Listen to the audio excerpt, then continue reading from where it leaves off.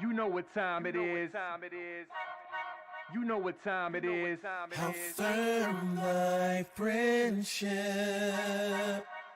Oh, how you know what time it is. Come brawl with them boys of the fall. You know what time it is. On the ground with a nose for the ball. You know what time it is. Blood, sweat, and them tears for this game. Leaving it all out on the field with no fear for you lames. Yeah, you know what time it is. Come brawl with them boys of the fall. Covered in gray and scarlet, massive, stiff arms to your jaw. We breaking it. We sick of seeing you clowns with the crown. We taking it.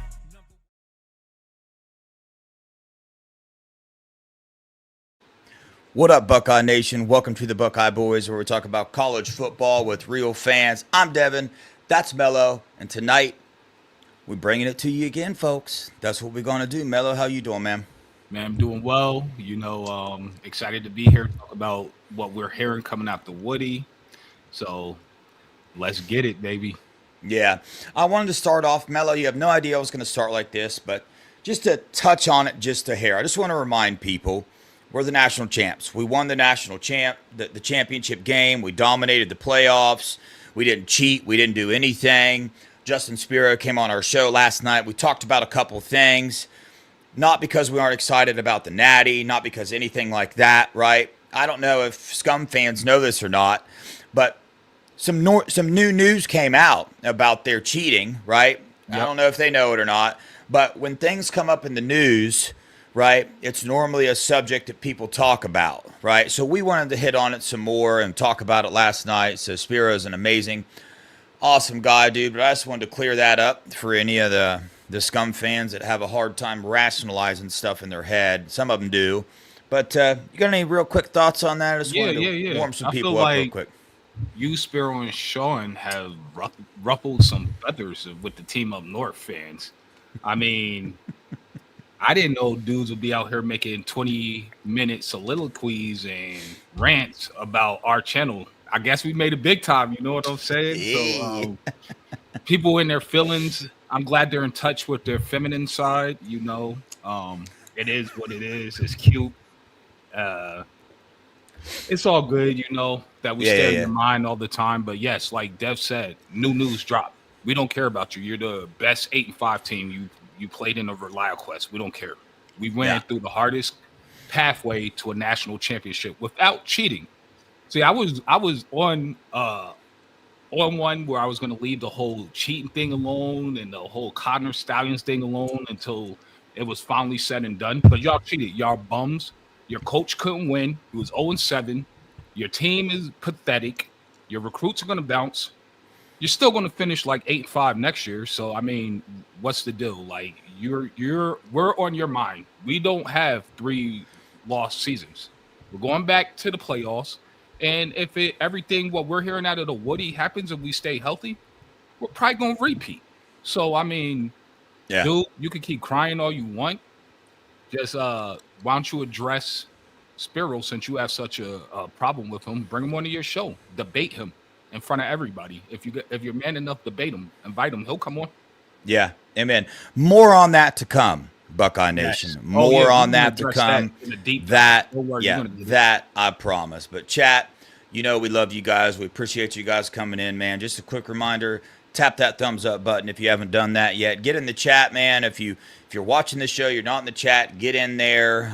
We love interacting with people and whatnot. Super chats are always welcome here on this channel, of course. Who doesn't welcome money, right, that go to different so we support the homeless vets on this channel, and we support Teen Challenge.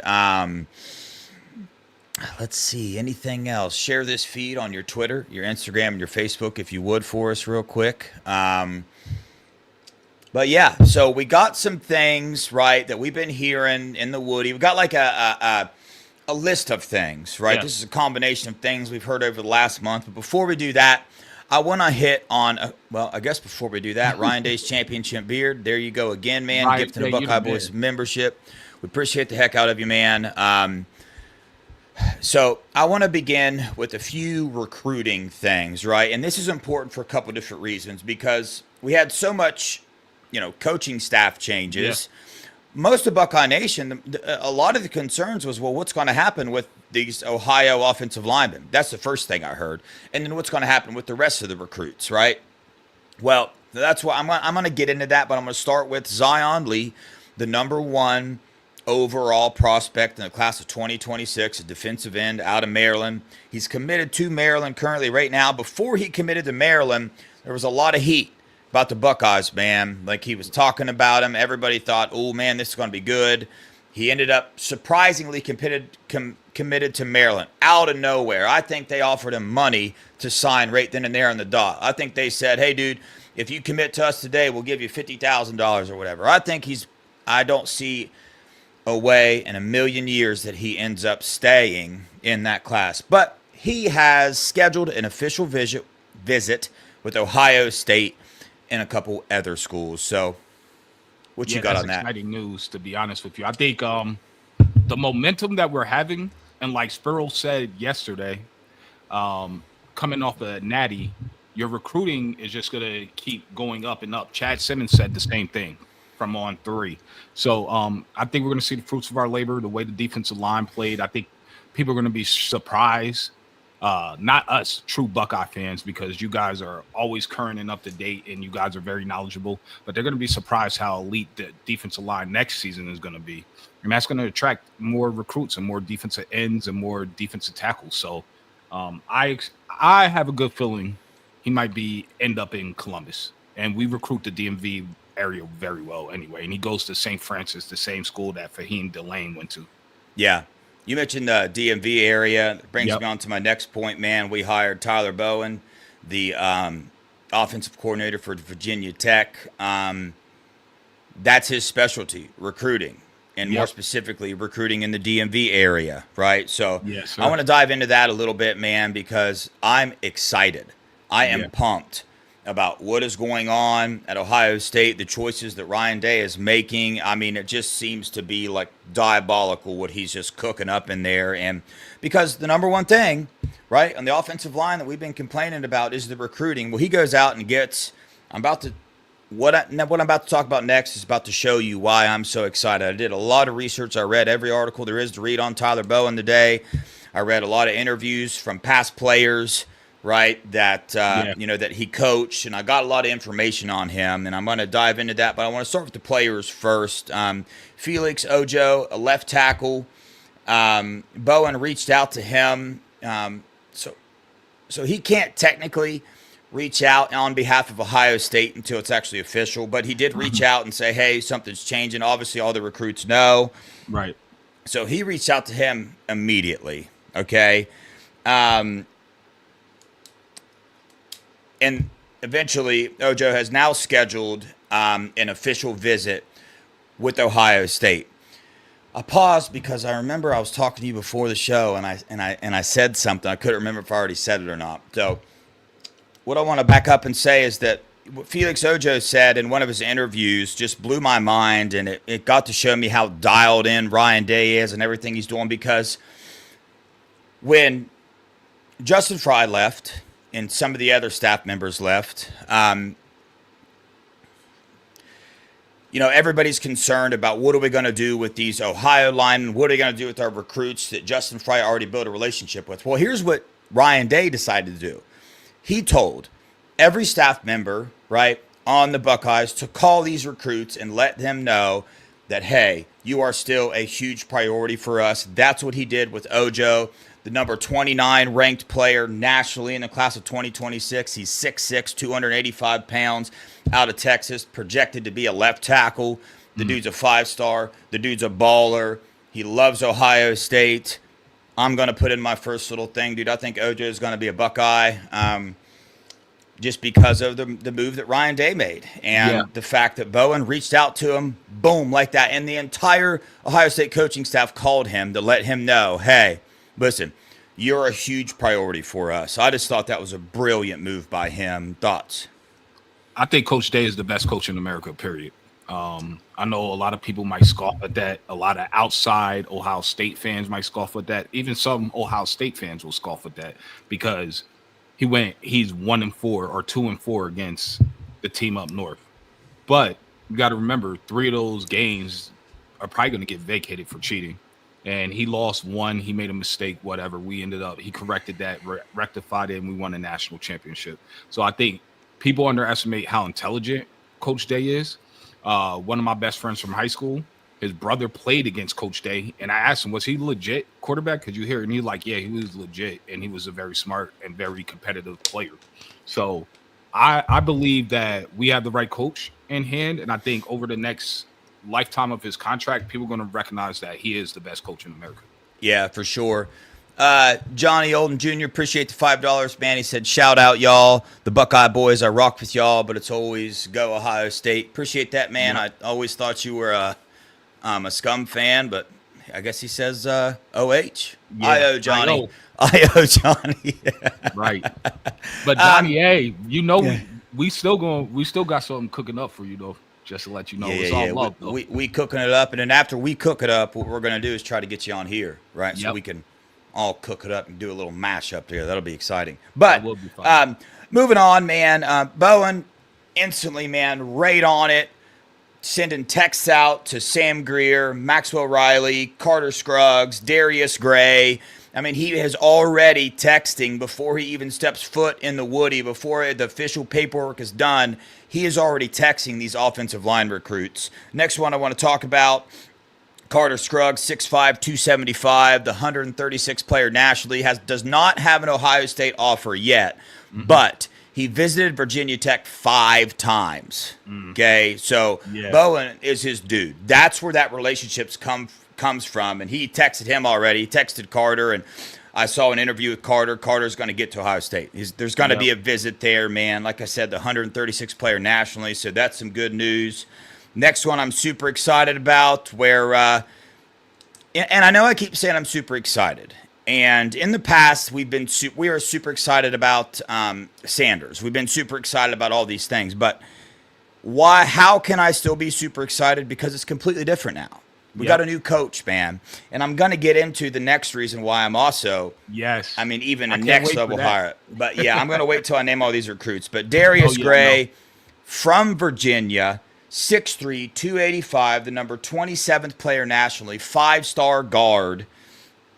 In an interview, when he asked about, because Justin Fry had reached out to Darius before, Darius put out like a top 4, and Ohio State was not in it. But when reached out about Bowen being the offensive line coach, Darius's response was, "That's great. That's my guy." Right? He said a lot more good things about it. So I expect that recruitment to pick back up a lot. And just a little piece of information, right? I'm going to skip that because that is not really that important. But so Bowen is on the roll already. He's already on the recruiting trail, talking to all these offensive linemen. And you might ask yourself, right, well, he hasn't coached the offensive line in a long time. We just hear that he's a good recruiter. Buckeye boys, we hear you telling us he's a good recruiter, but I don't have any information on that. Well, I do, right? So I read an article from Landon Tingwall. He was a offensive lineman at Penn State. Tyler Bowen recruited him very, very heavily. And it's a very long article. It's over there on Letterman Row. Go over there and check it out. Mick Walker, I believe, wrote it. I think that's his name. But a really good article. But in that article, you kind of get to see, he dissects why Tyler is such a good recruiter. And in that, he states that he's really, really good at communicating.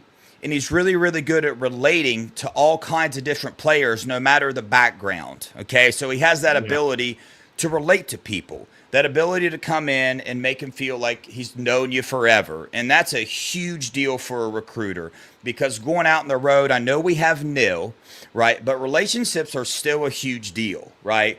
To a lot of recruits. There's going to be your couple every year that it's just, hey, man, how much are you going to pay me?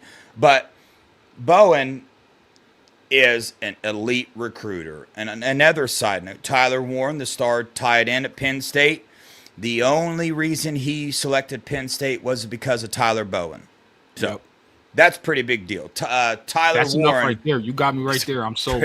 Is a pretty good tight end. So I say all that to say it's not just us saying that he's a good recruiter.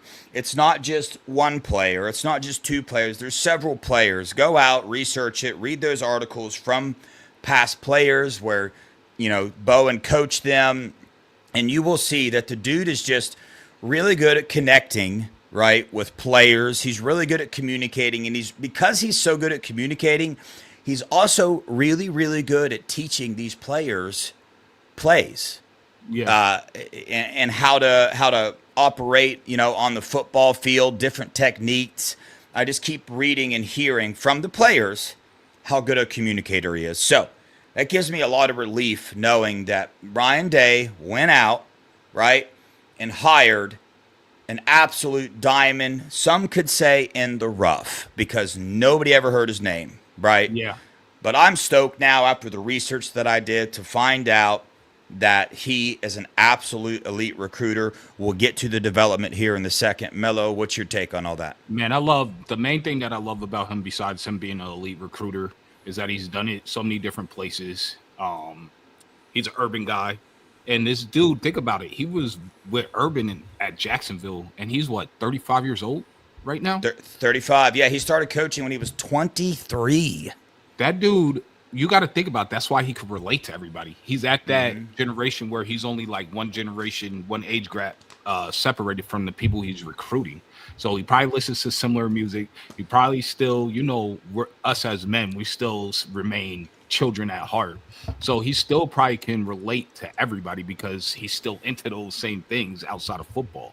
So that's what I'm mostly excited about in terms of him. And we actually got someone that's going to pound the pavement, that likes and enjoys recruiting out of high school and not just the portal. So that would be the one difference that between him and Fry that I see. Yeah. You also look, Emily just brought it up, the average age of our coaches is 35 right now. Look at the coaching staff that Ryan Day is building. Look at the offensive coaching staff that Ryan Day is building. Our offensive coordinators younger, our O-line coach young. Yeah. You know what I'm saying? Like, I like that. I personally like that because in today's day and age in college football, I think one of the most important things that you got to do with these kids, I mean, let's just be honest. In today's society, it's a little bit more sensitive of a society. There's a little less yelling and screaming and telling kids, hey, stop being a lazy piece of crap, get your butt off the bench, and let's do this thing. No, it's, hey, if you don't mind, could you try a little harder, and this is what we need you to do. You get what I'm saying? Yeah. So I think it's really important to build that relationship with kids based off that, and also based off the fact that other teams, which we'll get into here in a minute, are offering absurd amount of money, right. to come snatch up these players. So we appreciate you, Sean Rollins, for gifting a Buckeye Boys membership. Donald Karen Roshbook, same to you, 5 Buckeye Boys membership. Yo, shout out Donald, man. Yes. Donald got me that hookup with the J.J. Smith jersey, bro. I'm about to be getting that thing. So back here on my refrigerator, that's a C.J. Stroud autograph. I got Woody Hayes autograph back there. I got an Eddie George autograph back there. So I got the J.J. Smith jersey right there. That's the one I'm the most jealous of right there. Yeah, I don't know where I'm going to put the signed one, but I want people to be able to see it because I'm obsessed. I'm going to be obsessed with that thing. Yeah, you got to frame that one. I'm going to frame it 100%. That's the one I wore to every game this year I wore. So yeah, that's now my lucky jersey. Every game next year I will be wearing that. So I haven't to wash it. I can't wash it either because if you wash it, you wash off the good luck. So yeah, I just cologne. No, just don't wash it. The old cologne wash. You know what I mean? Just keep spraying it with cologne. I mean, you're only wearing it to the game. Just don't spill. Don't let anybody spill any beer on it. You're good. I don't know, man. I think it might smell a little bit like tequila. I don't know what happened there. They don't. No, we didn't spill. They don't serve tequila at any stadium, so I don't know how it would smell like tequila. But maybe Mello knows something about that. I don't know. Oh man, we didn't. But, there's no tequila spilling over here, man. All righty. Well, to get on to some other news that if you watch Menace to Sports, you heard about today. But I will say this. It's not anything we talked about before, but before Menace to Sports reported it, we got some information that LaCharles, there was mutual interest there for a role that fits his interest, right? And that'll get him more involved back in the program because we know last year LaCharles wanted to come in really bad and help out with the program. And let's just be on, just to say it bluntly, they refused his help. Everybody thought it was Ryan Day at first, but we know the type of coach Coach Fry was. Bless his soul, amazing coach. But from the information we gathered and the fact that he wasn't a good recruiter, pretty prideful, pretty big head. You know what I mean? And absolutely, I guess you could say rightfully so. I mean, with what he did with the offensive line. But, I mean, that's just how he was. He was more of a, hey, man, if you want to come play at Ohio State, you reach out to me. This is Ohio State, and I'm Justin Fry type status, right? Yeah. I'm Justin Fry. I don't need any help. LaCharles Bentley, we don't need your help, right? But we know that, number one, LaCharles Bentley would 100% take a job at Ohio State if offered. We heard that out of his own mouth over there on Scoop during an interview. And we also know, because he attempted to help for free, that he desperately wanted to get back involved in the program. And then number three, we saw his cryptic little tweet the other day. He posted a picture of, looked like somewhere inside the Woody. I forget what he said exactly, but so yeah. And then minutes drops today after that he's expected to be hired in some type of role at Ohio State. So before I talk about everything I love about it, let us have it. So you already know I've been, well, not just me, but the Buckeye boys in general have been pavement pounder for LaCharles Bentley back in the program since August, easily. This is the thing people don't understand. So we have an elite recruiter, O-line recruiter right now. We have a man in LaCharles Bentley that the top players nationally, I'm talking about kids from Mater Dei, kids from down in Florida, kids from Texas, fly and spend thousands of dollars just to train with him for a couple of days. So how do you think that's going to affect our recruiting? It's about to go up and up and up. And O-line has been our worst recruiting position group. So now O-line is about to catch up and take off like the wide receiver room, like the running back room, the tight end room, the DB room, the D-line room, the linebacker room. Look, we're about to, I'm telling you, people use this a lot. And I know it's hard to establish a dynasty in the 12-team format and with NIL and the transfer portal, but I think we're on the highway to a dynasty, and that's where I'm at right now with it. I love this hire. I'm over the moon with it, and shout out to Zach Smith for breaking that today. We always had an inclination that it was possible, but he gets the props for breaking it, so I'm happy about it. Yeah, 100%. Karis, thank you so much for gifting the 10 Buckeye Boys memberships. Appreciate the heck out of you. I just want to verify something real fast. Yeah. You guys in the chat, you guys see the option for super chat, right? I'm just making sure that I haven't clicked something off or something like that. This has nothing to do with I want somebody to super chat, anything like that. It's just I'm not technically savvy, and I want to make sure that option still, because you remember back in the day, I must have clicked a button and it wasn't there. So let me know if that's still there or not. So the Charles thing, I just got done talking about Bowen being an absolute elite recruiter, right? Yeah. From the information that I gathered. And the one big concern there was, man, he hasn't been an offensive line coach since I believe at Maryland back in 2017 or something like that. So it's been a long time.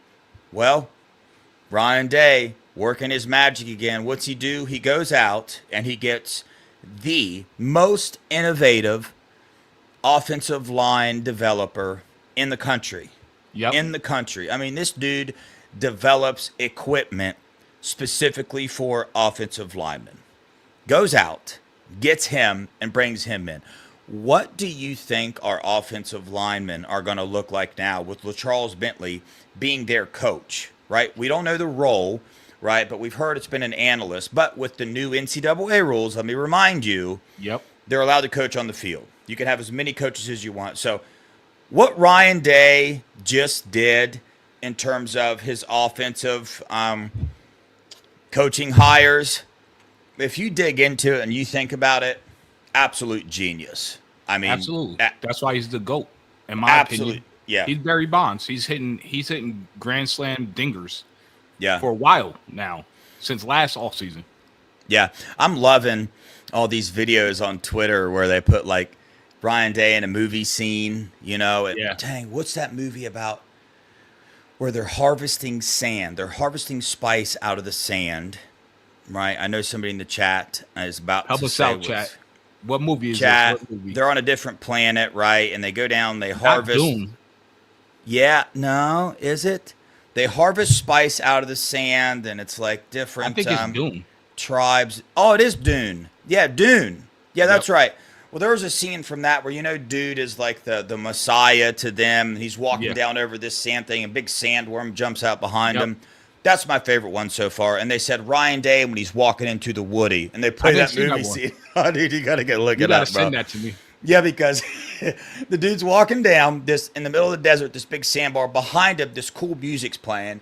Behind him, this huge sandworm comes out of the sand, is just rolling around, and he keeps walking into this massive people. And as he's walking, everybody just separates and just clears the way for him. And they said Ryan Day when he's walking into the Woody, and I was like, "Oh, dude, that's so fire, bro." Ryan Day is the man. Period. Yeah, dude. He really is. Hey, did you hear Spiro yesterday on the show? And he said, bro, you're going to get in Ryan Day's sheets. That's what he said. Yes, I heard what he was saying, man. Golly, bro. I said no Diddy in the chat. Yeah, oh, did you? Yeah. I like it, man. I like it. So, yeah, I'm beyond excited about all the hires made so far. Billy Fessler, quarterback coach, is supposed to be a genius, right? A Right. big thing for me was the fact that they sent him on the road recruiting. You know what I mean? Yeah. To replace the coach that we lost, they sent him on the road recruiting. And C.J. Stroud and Will Howard both giving Fessler credit. Or, I mean, Will Howard, not C.J. Stroud. Will Howard giving him credit on his, little goodbye thing, talking about how much he developed him. So I'm excited about that hire as well. And the Brian Hartline stuff, I get a little thrown off with the hate because the truth is nobody knows. And what I think's going on is people are seriously overplaying when he was the offensive coordinator in 2023. Now, let me remind you the main reason that move was made. The main reason it was made is to be able to pay him more to keep him. Yeah. That was the main reason that was made. Now I get that Ryan Day wanted to get away from, or he didn't want to. He was supposed to. But I'm just not sold, like we talked about earlier, that he was so bad at play calling that Ryan Day had to take over. I just don't think that's legit. But So what's your theory? I just want you to tell everybody because I think it's a brilliant theory, and I want you to repeat it because people might not have saw that tape that you had, or I could repeat it for you. about Brian Hartline, Yeah, in the OC job and his first stint as OC, what you think is a plausible thing that happened? well, you repeat it because I can't quite remember everything I basically, said. what Devin was saying is they probably never gave him play calling because they didn't actually want to give up play calling. And people just assumed, oh, Brian Hartline is the play caller now, but he never had the option to be the play caller. So we don't know. So for you guys to be pessimistic, I mean, it's okay. You could feel that way, but hopefully B Hartline will prove you wrong. I think this is a brilliant hire. I think this was the only option, and I think this was the perfect option to hire for the hire. And I think it's putting us on the same pathway to be a more explosive offense. Yeah. Like we used to be. And it depends on if they want to speed up the pace of the game or if they want to take snaps away again. But I think with Julian saying, we'll probably see more explosiveness in this offense. Yeah. So being nervous about Brian Hartline being the offensive coordinator is warranted. Yeah. Being negative about him being the offensive coordinator is not warranted, in my opinion, because the only time he called plays was in the spring game. The spring game is not a real game. It's a joke. They come up with the plays beforehand. So it's not like Ryan Day wanted to test Brian Hartline in a spring game and see if he was good enough, and Brian Hartline failed at calling plays in a spring game and said, oh, you're not good enough. You didn't call good enough games in the spring game, so let me take it away. No, that didn't happen. So that's where I'm at with that. Needless to say, I'm excited. Defensive coordinator, I was told, right, that Bates, you remember here on Buckeye Boys, I did the whole stay in the middle in case he became defense coordinator. Then I could say we broke it first. If he didn't, I could say I was just trolling. I'm glad I did that because I don't think he's going to be defensive coordinator. But I was doing that because I was told, Bates thought he had the job. People even inside the Woody thought that it was his job. They thought it was a done deal. They thought he was the defense coordinator. That's not happening. Out the window. I think Scoop talked about that the other day on their show. And then, everybody's hoping about Joe Cullen, but Scoop said that he might be out of the window now. But I just did I don't they? know if I think they did, if okay. my memory serves me correctly. But I don't buy that. I don't know. So in my opinion, it's either Joe Cullen, right, or it's going to be Matt G and Tim Walton as co-defensive coordinators. And that's where I'm at right now. And the reason I'm hoping it's the latter, but I think we're waiting for the Super Bowl's over because he definitely either A, wants to talk to Joe Cullen, or B, wants to make it look like he actually went to talk to Joe Cullen. The reason I wanted to be OG Walt and Matt G is because I don't think defense really needs to change. And between the two of them, they know exactly how to run that defense. They know their players the best as well. So they can make up any type of adjustments needed. And I think we're going to see a lot of rotation because our depth is tremendous as well. Even now, even though we lost a lot, especially in the DB room is fully loaded. Yeah. Yeah, we're going to dive in a little bit more of the depth that we have here in a moment. But yeah, the DC thing, I mean, and then of course, there's also that chance that this information that we have is none of it's going to be true. They're going to go out and hire somebody random. I doubt that happens, but It doesn't mean it's not possible. We're not Ryan Day. Right. We're not in his meetings every day. So quite frankly, unless you hear from Ryan Day who he's going to hire, there's a chance that it could literally be anyone, a name we don't even know. But that's where we're at with that. And, I want to switch subjects a little bit. I want to dive into some of the things we've been hearing from some of the players. And this goes more along the lines of our future, right? Yep. What are we going to see next year? And I want to start with this. I get people's skepticism, right? Because I believe one of the main reasons we won the national title this year was because of the 15 starting seniors and leaders that we had on this team. That leadership was absolutely vital. It got us through the tough times, I believe. There's a big article written on the team meeting that happened. You go back and you read that article, a bunch of those players that are no longer with us, they're the ones that initiated that and stood up and called out Ryan Day and the whole 9 yards. But also, if you go back and read that letter in more detail, you will see that there were other players, Brandon Ennis, other leaders on that team that stood up in that moment to the head coach. And that goes to show you that because of the culture that was built, right? When one person leaves a culture, the culture doesn't go away, right? If you have a culture built of 50 people and 20 of them leave, the culture stays. You know what I mean? Like, as long as the leader is the one presenting that culture and teaching that culture going down through. So my faith for next year on what this team can do is the same as it was last year. I just don't see how us as fans can lose confidence. Now, I get that our defense was probably a generational defense or was a generational defense. And if we see that again, then it might be years before we ever see any team in college football have a defense like that. Right. And Will Howard was an absolute boss. So we might see some growing pains. Okay. Yeah. We might see some things, but there is plenty of skill on this team to win a national title. The biggest question for Ohio State fans is our quarterback going to be able to do it? Okay. Question number one, does Ryan Day go to the portal to grab a starting quarterback? The answer is no. Will he go grab? Sorry about that. Bad timing. I got to get better. That was not professional. I got to get better. It's all good, bro. We're not professionals. I know, dude. I'm just saying. I don't give a crap. But anyway, what was I saying? I believe he's going to go to the portal and get a backup quarterback just to add another quarterback in the room. I fully believe that. I don't think it's too late. I think it's going to happen. But it comes down to Julian saying Tavian Sinclair, Lincoln Keenholz. Tavian Sinclair, no, not going to happen in my opinion. You can have your opinion, that's fine. I don't think it's going to happen. I think the dude's got a lot of development to do. The play calling in itself is a lot. The competition Tavian was going against was not Ohio State caliber competition. So, and also, is it really good for a quarterback's development to throw him in a game when he's not ready? No, right. Ryan Day is not going to do that. He's shown that several times. And I think that's for the benefit of our future.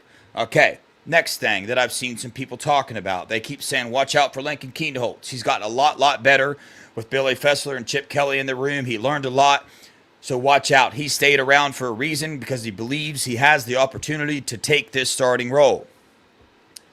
I don't think it's happening. It's not going to happen, man. I don't think it's happening at all. Do I think he'll be the backup quarterback? I do. Why? The playbook. Yeah. To be honest with you.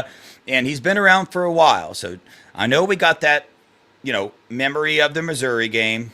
Throw that away. Throw every memory about that away. Don't judge any players based off the Missouri game, okay? Next person, Julian Sayin. Yes, that's the dude. The fastest quarterback in Ohio State history to lose their black stripe since the black stripe thing was started. Yep. We heard all offseason, all year long, how to put it bluntly, obsessed Ryan Day is with Julian Sayin. The fact that he still took him in even though Air was still in the room, right? Yep. And then you come to this, the fact that Devin Brown, right, who's been up for the starting job last year, this year, and would have been this next year as well, left. What does that say? So that means that Devin Brown had to go sit in an office, right, with Ryan Day and have that conversation with him and look at the results. So how do you think that conversation went? And also, Air Nolan left too.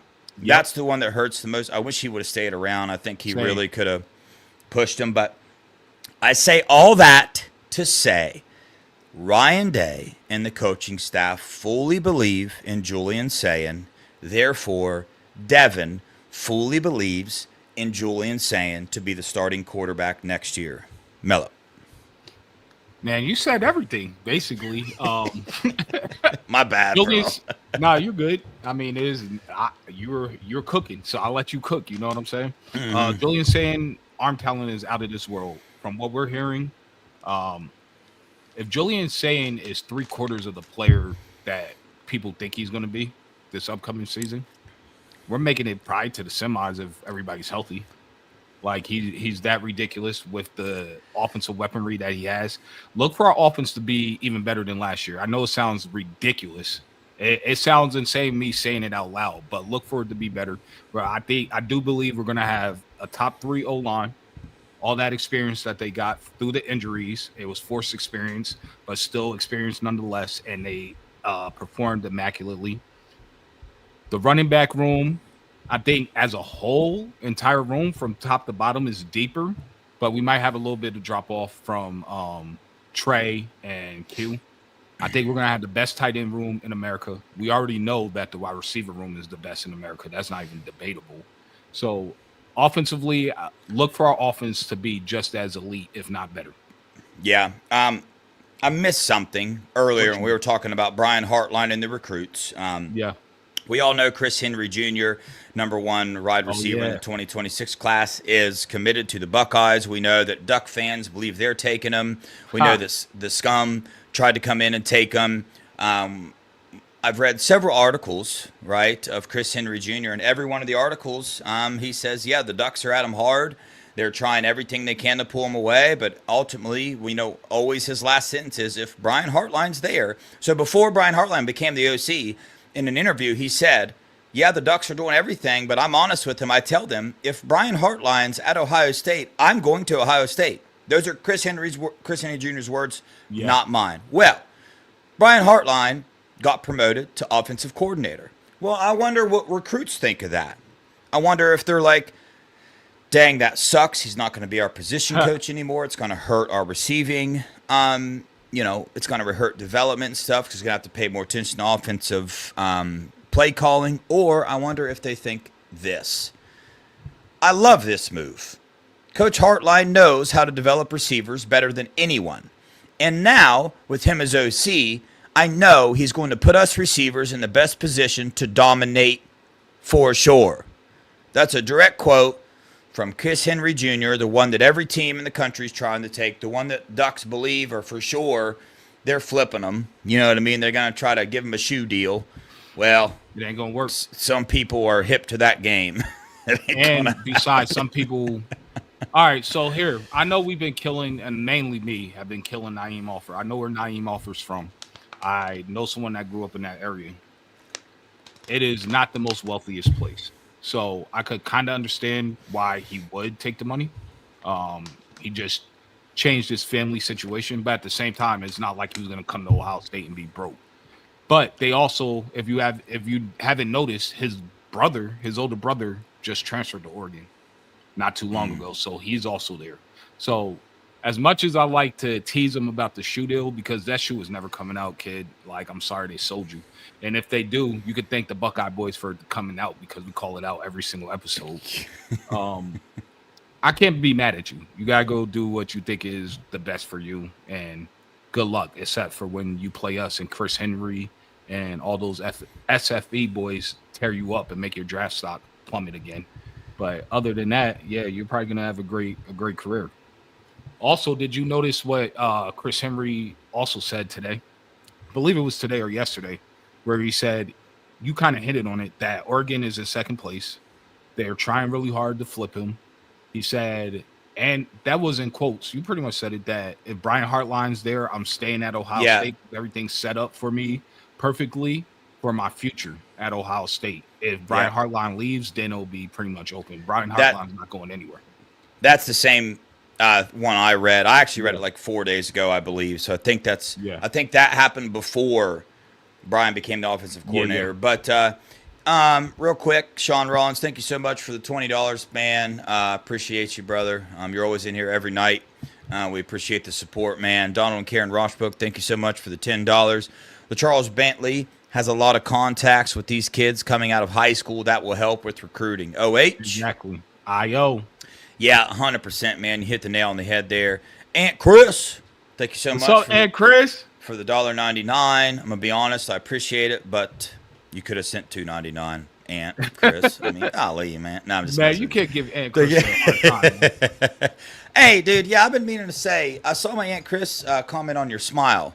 Right, the other end of things. So I just want you to know shout out to Aunt Chris. She's married, Mello. Moving on. No, Troy. Shout out to Aunt Chris. Troy. Thanks for the $5, man. Super chat still works. Yes, my idea worked. I figured. No, I'm just joking. Thank you so much for the $5, Troy.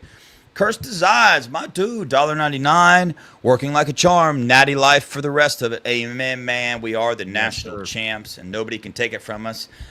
Not even the NCAA. It ain't happening. You know what I'm saying? Figure. So you're telling me we're not gonna have an NOA? It's not an NOA coming our way? It ain't happening. It ain't happening. So back to here we go. Ryan Day's Championship Beer. Thank you so much for the $5. Oregon is a prime example why NIL needs guardrails. Lanning is always messing with everybody else's players. Yeah, dude. Them in Miami. If Ohio State offers somebody and goes after him, you best believe an Oregon or Miami offer is coming very quickly behind that. It's kind of wild, man. It's so hilarious. Absolutely. But Absolutely. And you see UGA is starting to offer guys that we offer that they never would have offered. For instance, Deuce Geralds. They would have never went after Deuce Geralds before, but they see that how we're developing these D linemen that they never wanted because you have to be a certain height and a certain weight to play at UGA, but they just saw their D line was absolutely atrocious last year. And ours are performing elitely, so now they're following the Ohio State blueprint. But good luck. Yep, 100%. Speed Man, thank you so much for the $1.99. Hey, Buckeye boys, sounding good, looking good. OH. IO. Thanks, brother. Appreciate that, man. So to dive back into some things heard around the Woody, there was an article released over on Bucknuts a while ago, and then I recently heard some things about the Armstrong brothers, man. Yeah. Deontay, the left tackle, he's now 6'6", 305, and Devontae, the left guard, is now 6'5", 308. Okay, and people are getting pretty excited about their development, what they're looking like, their athleticism, their willingness to work, their mentality that they have about the offensive line, the way they get it. They do not stop. They keep going and going and going. So I don't know, man. I know we got a lot of returning offensive linemen. We went and got some guys in the portal, but it's really nice to see some young guys coming in that I think, honestly, are going to be pushing some of these guys that got some playing time this year. They're going to be pushing for playing time. So keep an eye on those guys. The twins, I know we were all pretty curious as to how they were developmental guys when they came in. And most of the time, that's a 3-year development for offensive linemen. Well, from the reports we're getting, they're ahead of that 3-year schedule. So I wanted to share that. Absolutely. Mello, you got any thoughts on that? They look like beasts. I mean, when I saw them at the Rose Bowl, they look like completely different humans from when they showed up here. I think they're going to be high draft picks, honestly, when it's all said and done. What I'm interested in is our boy Jay Cook. Jay Cook is the ultimate grinder. Like that, his name is not even anymore Jay Cook, it's just Grinder Cook, because he's out here cooking and grinding.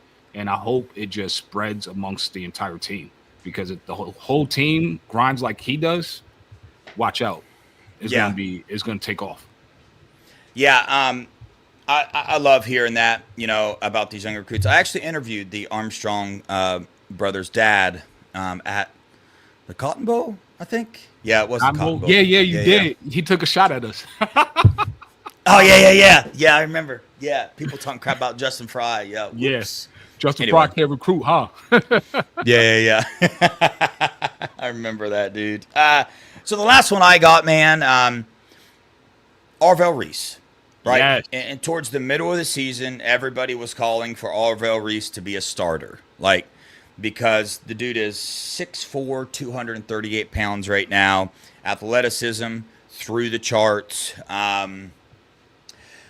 and honestly, the beginning of the season, with the way that Sonny was playing and stuff like that, we were like, oh dang, what's going on? But now he was behind Cody for the middle linebacker, and Cody just was too good to take off the field, but besides that, man, Arvell did not completely know the playbook last year. He wasn't trusted with the playbook and some of the calls. I think that's why Arvell Reese played 30% of the defensive snaps last year. He's good enough to play way more than that, but he was limited with the playbook. Well, he's on it now, man. The coaching staff's on it, getting with him, making sure he knows these things. And let me tell you something. Watch out, right? We thought Cody Simon was good. Mm-hmm. You got Arvell Reese coming in, man, and people are inside the Woody are stoked and excited to see what he's about to bring to this defense. So you're getting rid of Cody Simon, an absolute beast, won the defensive MVP and national title game, but you're replacing him with Arvell Reese, man. I'm telling you right now, this whole thing about, man, we can't go back to back, we're going to have this drop off. I just don't see it, man. I just don't see it. And on a little side note, recruiting, we got Riley coming in. We got TJ Alford coming in. We got Eli Lee coming in, 2026. We still got Peyton Pierce. Pierce was a dog. If he didn't break his leg, he probably would have been pushing for playing time. Yeah, but a 2026 linebacker to keep an eye on that has been compared to both Sonny Styles and Arvell Reese, but he's been compared, saying that he is way ahead of where they were when they were in high schools. People are saying that he is a finished product right now in terms of understanding the position. That's Sincere Johnson, an Ohio linebacker. So keep an eye on that, man. Speed, man, thanks for the $1.99 again. Arvell Reese is a beast. Reese the Beast. I like it, man. Yeah. Reese the Beast. That's a good one. I want to talk about that a little bit, our linebacker room. We're about to have 6'6", 245-pound Sonny Styles next to 6'4", 235-pound Arvell Reese. Both sub 4.4 guys are around the 4.4 area in terms of speed. It's going to be insane. Like, I don't really want to switch the defense. That's why I'm pounding the pavement now. I want OG Walt, Matt G, Code DCs. Let's keep the same defense. Keep Caleb Downs 10 yards of depth. Take away the middle. Let Sonny and Arvell fill gaps and cover the tight ends out the backfield. I think Sonny's going to get better at covering running backs out the backfield and go ahead and just stifle people, play with the 2 high safeties and Caleb Downs at 10 yards of depth. Take away everything in the middle and crossing routes and short routes and let Caleb Downs read and react and help in the run game and take away anything long on the outside. And I think our DBs are going to be phenomenal. Yeah.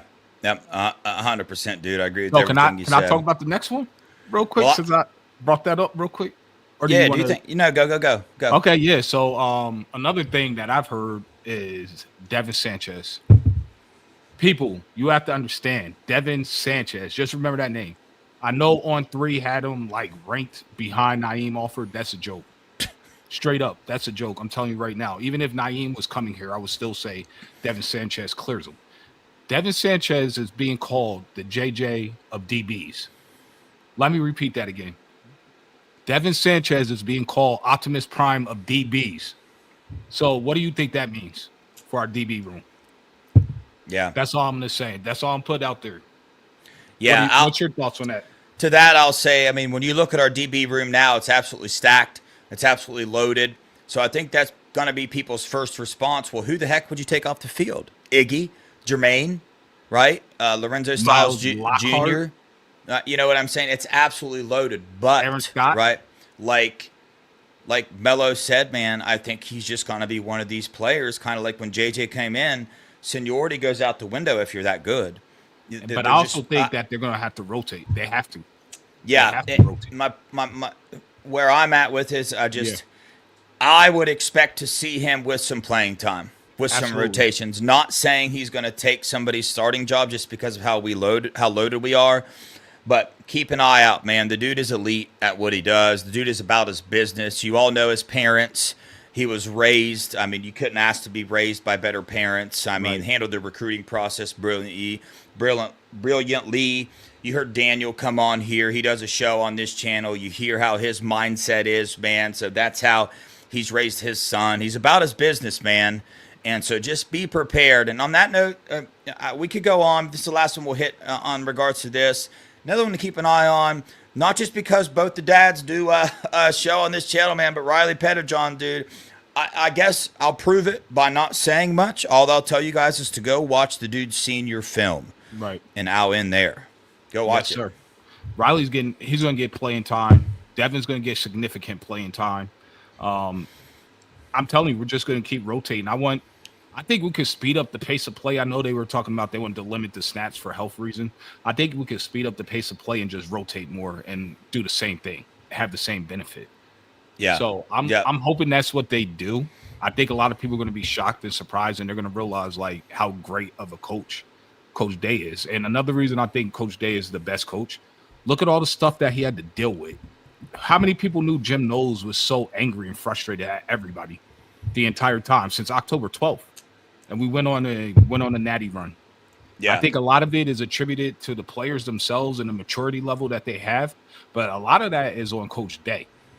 I say 90% of it is on Coach Day. He has to hold the coaches together so they stay on the same page and don't want to kill each other, and he has to keep the players focused and locked in.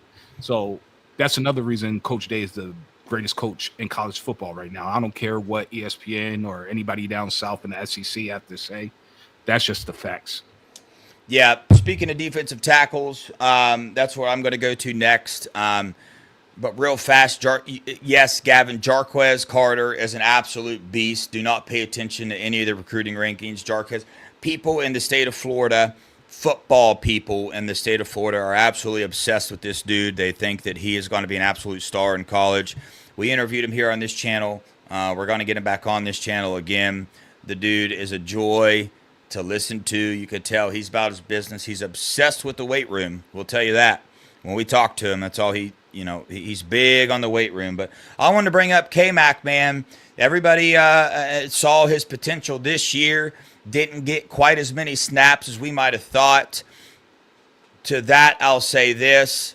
He's got a whole off season with Coach Mick, right, to get his conditioning up, to get his strength up, to just become a better player. And we saw what he could do when he's on the field, right? So if he gets that conditioning up and readies his body a little bit more to be able to play more snaps and be on the field more, K-Mac is going to be a Tyleik Williams out there on the field, just an absolute bobblehead, snap back to center, snap back to guard, just unstoppable, double teams don't work type of defensive tackle, man. So get excited about K-Mac, man. People inside the Woody are very excited to see what he can do in this offseason to get his body more prepared to be a starter and to play more snaps.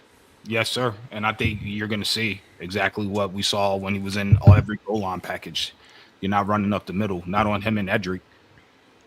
No. Mello, I know you had one more one more player you wanted to talk about, and we'll kind of roll into our last couple things there, but you start with the last player that you wanted to talk about. So there's a rumor out there going around that Jelani Thurman is unhappy. He wants to transfer. He's not locked in. He doesn't like that they're bringing in new recruits and transfer portal players, basically. He thinks that he should have a bigger role. But here's the thing. I go to the gym with his cousin. Not like a off-brand cousin, like his cousin legit. And I talked to his cousin 2 days ago, and his cousin said, Jelani is all the way locked in. I said, make sure you tell him to kill the weight room because we need him. He's key to running it back. And if he's getting his blocking down and his confidence in the playbook, that we will run it back. And I told him to tell Jelani that. So I know people are worried about him transferring. I'm not. My worry is at 2% after the conversation I literally just had 2 days ago in the gym with him. And hopefully we might get Jelani on the show. He's trying to hook that up for us, by the way. So yeah, that'd be sick. I just wanted to touch on KJ just one quick second. Yeah. KJ is going to be elite. I know people are like, why aren't you talking about KJ? But we talk about KJ a lot. He's going to be elite. He's going to be a prototypical defensive end at Ohio State that you're used to. Speed pass rusher that also has power. But yes, KJ is going to be elite. Yeah, we'll dive into all the players, but this show we're just talking about like information that we have heard. This isn't so much an opinion show. It's more of a what have we heard from people that inside the Woody or people that know people inside the Woody, like what are we hearing about some of these players? And speaking of Jelani Thurman, the next thing I want to talk about is the fact that other teams and this tampering that we want to talk about. Yes. The truth of the tampering is that the rules need to be changed because there's ways around it, man. You can just get a hold of a family member. You can get a hold of an old coach. You can get a hold of an agent. Yeah, that's the word I was looking for. It wasn't coming to my mind. You can get a hold of an agent. Well, speaking of, man, I was told that, Miami throwing large amounts of money at Mr. Jelani Thurman, which might have, got his brain going there. And but Mello just said, obviously not thinking that's happening. And Mylan Graham, man, Tennessee, I believe he took an official visit to Tennessee and was kind of in his recruitment. I'm a little bit there. They obviously, I think, what we heard is they snuck around and tried to throw some cash his way because he's another one that we could talk about forever. And don't worry, we will be going down through. We'll probably have a show on just the offense and a show on just the defense because it's going to take us an hour and a half to talk about both sides of the ball. But he's going to be an absolute beast. But zero concerns, with this money. And the other truth it is, there's another portal coming up. These offers are not stopping. They're still coming. But luckily, spring practice, spring ball, the offseason, it's about to get up and rolling. And once it gets up and rolling, man, players, they're about their business, man, right? If you're a real Buckeye, you're about your business, just coming off a natty, you ain't going to pay much of attention to it. You're going to be excited about the next year. Mello, your thoughts? No, absolutely. The key to holding on to the roster, this is what I'm going to say. The key to holding on and maintaining the roster, which we already proved last season, is to rotate and make sure these players are getting significant and meaningful snaps, not just end of the game, garbage time snaps. You give them regular rotational snaps, which all these players, how we recruit, can all do it. And I believe we have the best staff to develop these players. You give them rotational snaps, you let them know that they're going to play, and they will stay. And that's the bottom line. And if you're a starter, you're going to get paid. You're in Columbus, Ohio, the fastest growing city in America. You're going to get paid regardless. But that's all I have to say about it. So if their whole thing is we're going to throw you more money, why? They could get paid here, they could get developed here, and they could be a better draft pick, a higher draft pick, and make more money long term in the NFL by staying in Columbus. And the brotherhood is real. So That's 100%. I don't see a mass exodus like people are hoping. I'm not going to say predicting it. I think that's mostly just hope. Yeah, 100%, man. We're going to address that too. Yeah, Melo mentioned before that he saw Texas A&M offer JJ $12 million. It's just not happening. Like, look at the trajectory that Ohio State, Brian Hartline, put JJ Smith on, and himself for all the hard work he does, is the number 1 overall draft pick this year if he would have went to the draft. Why would you go anywhere else? Why would you even take that chance of ruining that? And plus $12 million for JJ Smith right now. I got news flash for everybody. That's laughable. I got a news flash for you. If you don't think that JJ Smith is making over $10 million a year, you might want to rethink your thoughts. Yeah. Because he is, man. Right. Not that Ohio State is paying him $10 million in nil money, but he's in Columbus. Not only that, he is a national name now. He is on the spotlight. He has got companies for days. His agent probably does not stop with the endorsement deals. That we're about to be seeing this dude on commercials. Like, I'm telling you right now, $12 million ain't enough. $12 million ain't enough. $20 million might not be enough. So, I mean, what are you doing, other schools? Give it up. Stop it. It's just not going to happen, man. There's just not happening. And besides the money, you don't have Brian Hartline, period. Best recruiter in America, best wide receiver coach in America, on his way to GOAT status as a wide receiver coach. Sorry, Zach Smith, he passed you. I love you, dog. But, yeah, Brian Hartline is that dude. He's him. He's him. Oh, he surpassed every wide receiver coach by a large margin. I wanted to hit on another comment I saw from a Scum fan in there about saying that Ohio State's going to be in the same position next year that Scum was this year. It's just, let's not, right? Because we're at an hour now. We need to shut her down. But I just wanted to hear your laugh on that real fast, laughing. I'm writing that down now because we are going to talk about that next show. Oh, I got to find his name because I need that receipt. In same spot Scum was this year. You know, I mean, come on, guys. Like, come on, Scum fans. Like, we don't want to. We won the national title, okay? You're our rival. It's the best rivalry in sports. There's supposed to be a respect there, but it's really hard when you guys just don't. You guys don't give a dang what you just did. You don't give a dang, and you call everybody else stupid for talking about it, man. It's in the news. You're our rival. Of course we're going to talk about it. You guys run your mouths all the time, but act like you give a dang what you just did to the rivalry and to the sport of college football and to people's personal lives. Act like you give a dang. Act like you're a human being. Stop acting like you're better than everybody, like this ain't no big deal, like you didn't do anything. Like, get real with yourselves. You're acting like you're not even, like you don't even have a soul. I mean, this is ridiculous, guys. Say sorry. Yeah, we cheated. Move the flip on. Let's keep playing football. Like, stop doing this, man. Like, there's a couple of you that I've talked to that I know most people are going to balk at this and say, no way, that are realistic about it. They say, oh, yeah, we probably cheated. Like, sucks. I hate it. Wish we didn't. Yada, yada, yada. I'm not trying to get in that whole debate, but it's like, dude, you 100% cheated. Yep. You know you did. Like, stop it, man. Stop, dude. You guys are wearing us out. And when a news report comes in the news about it, we're going to talk about it. You're our rival. What happened in Tattoo-Gate? You telling me you guys didn't talk about it for a year? Like, get real. This is college football. This is why we love it. We're going to talk about you. You're going to talk about us.